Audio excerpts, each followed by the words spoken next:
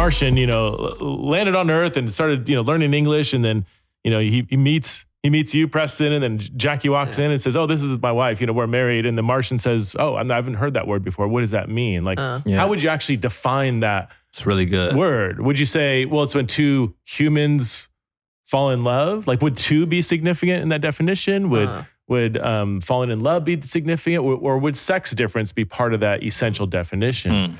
So before we even move into, the Leviticus and Romans and some of these other passages people go to, we need to ask a question: what are we even talking about? What is this thing called marriage that we're trying to understand? What does the Bible say about this? So I try to show early on in the book that I know you're supposed to use the word clear. I get critique for saying it's clear. To me, it seems pretty clear that when the Bible does describe this one flesh union. One flesh is the biblical term for marriage.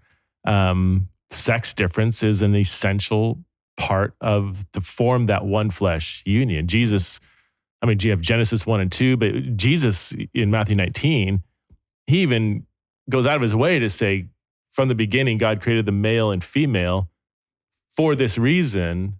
Man shall leave his father and mother, be joined to his life, and the two will become one flesh. Which two?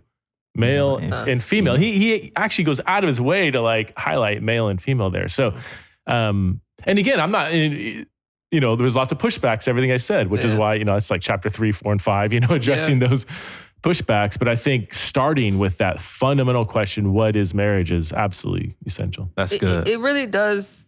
I really do think it's important, because it's like, I think sometimes we forget that marriage is something that God made. Yeah. You know what I'm saying? Like in Genesis 1 and 2, like he created that. Like the origin of marriage is God, not even America, not even like Earth. Like it's a divine kind of thing. And so like us paying attention to what God has to say about it and how he designed it and what he originally created. Like when he came to putting, what's their names? What's our grandparents? Adam and Eve. When he put them together. I'm like, what? I was going to say Dorothy? Like that. I got my name Dorothy. That's important, When